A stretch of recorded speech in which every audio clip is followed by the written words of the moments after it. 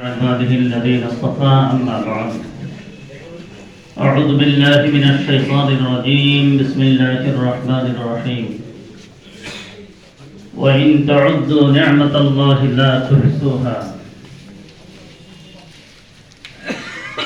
أهل السنة والجماعة বাংলাদেশ লাকসাম শাখা কর্তৃক আয়োজিত আজকের পবিত্র ঈদ মিলাদুন নবী সাল্লাল্লাহু আলাইহি ওয়াসাল্লামের মত বিনিময় সভা এবং আলোচনা সভা সম্মানিত সভাপতি সাহেব, প্রধান অতিথি, বিশেষ অতিথিবৃন্দ, উপস্থিত রয়েছেন জাতির মাথার মুকুট মুআজ্জাজ মুকাররম নায়েবে নবী রাসূলের কলিজাতুল হযরত উলামায়ে কেরাম, রাসূলের আশিক বিন্দু যে মহান আল্লাহ জাল্লা শানুহু আজকের আমাদেরকে সুন্দর একটি অনুষ্ঠানে আসার বসার এই পর্যন্ত হযরত উলামায়ে কেরামের জবাব থেকে কিছু কথা শোনার তৌফিক দান করলেন। এই কারণে আমরা সকলে শুকরিয়া আদায় করি। সকলে একবার পড়ি আলহামদুলিল্লাহ।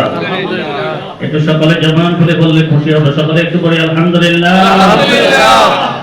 আমার কথা বললে অনেক কথাই বলা যাবে, অনেক কথা হয়েছে ইনশাআল্লাহ। এখন আমরা এটা বাস্তবায়ন করার জন্য আমরা চেষ্টা করব। কোরআন কারীম থেকে একখানা আয়াত কারীমে নিয়েছি, ছোট্ট একখানা আয়াত কারীমা যে আল্লাহ পাক রব্বুল আলামিন আমাদেরকে অসংখ্য নিয়ামত দান করেছেন।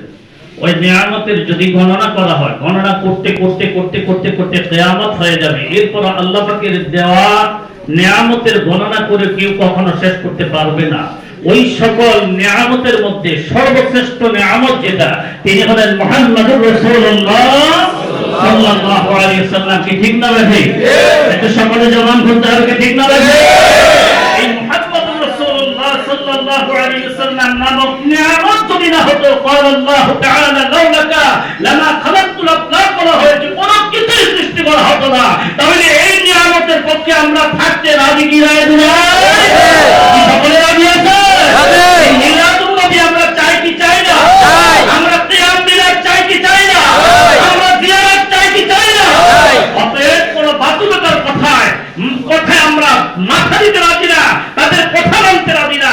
আমরা ঐক্যবদ্ধ হয়ে একটাই কথা অনেকেই বলেছেন, পীর যার যার আহলে সুন্নাত ওয়াল জামাআত সকলে কি ঠিক না ঠিক? কি ঠিক না ঠিক? শহীদ নূর ইসলাম ফারুকী সাহেব এই কথা বলে গিয়েছেন। আজকে এটা সারা বাংলাদেশের মধ্যে আপনার এই কথাই চলতেছে যে আহলে সুন্নাত ওয়াল জামাআত, পীর যার যার আহলে সুন্নাত ওয়াল জামাআত সকলে কি ঠিক না ঠিক?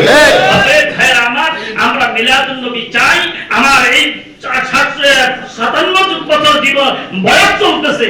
আমি আমার 57 বছর বয়স যখন পুরো হয়েছে তখন থেকে আমি মিলাদুন নবীর পক্ষে আছি, ইনশাআল্লাহ এখনো আছি। তাই আমার মৃত্যুর আগ পর্যন্ত ইনশাআল্লাহ মিলাদুন নবীর পক্ষেই থাকবো। আল্লাহ যেন কবুল করে। আমিন। আমিন। আমি আমার মসজিদে 4 জুমা হোক 5 জুমা হোক আমি ধারাবাহিকভাবে মিলাদুন নবীর উপরে আলোচনা করে থাকি। আপনারা যদি এইভাবে প্রত্যেকটা মসজিদের মধ্যে যদি আলোচনা করে থাকেন, আমার মনে হয় বাতিল যারা আছে তারা পালাইতে আর দেরি করবে না। আপনারা আলোচনা করেন। আর একটা সর্বশেষ কথা আমি যেটা বলতে চাই যে আবু লাহাব মুসলমান না কাফির? সকলে একটু জবান করতে হবে।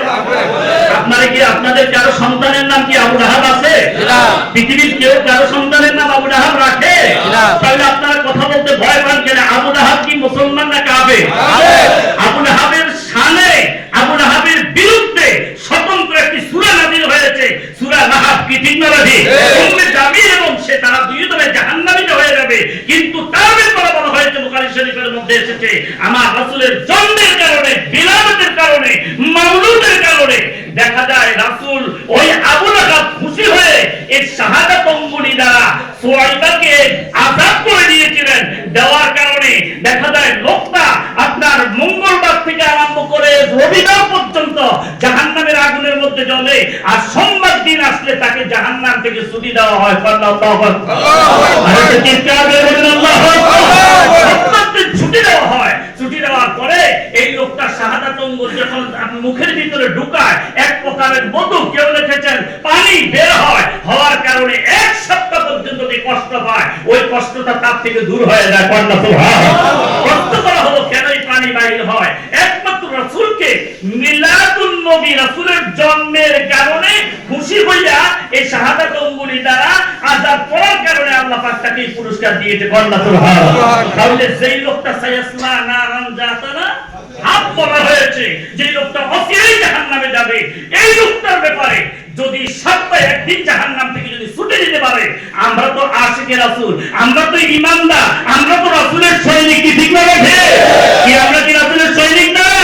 কারা কারা রাসূলের সৈনিক না? রাসূলের সৈনিক, আমরা রাসূলের সৈনিক হয়ে আমরা যদি রাসূলের পক্ষে থাকি, মিলাদুন নবী যদি পালন করি, অবশ্যই আমার বিশ্বাস আল্লাহ পাক এর উজিলা হতে পারে, আমাদেরকে জান্নাতের মেহমান বানাইতে পারে, কি ঠিক না বেঠে? বন্ধুরা আমার, অনেকেই বলেন মিলাদ কোরআনে নাই। দুই জায়গায় আছে। কয় জায়গায়? কথা বলেন, কয় জায়গায়? আমি ঠিকানা দিয়ে দিতেছি। 21 নম্বর পারা 13 নম্বর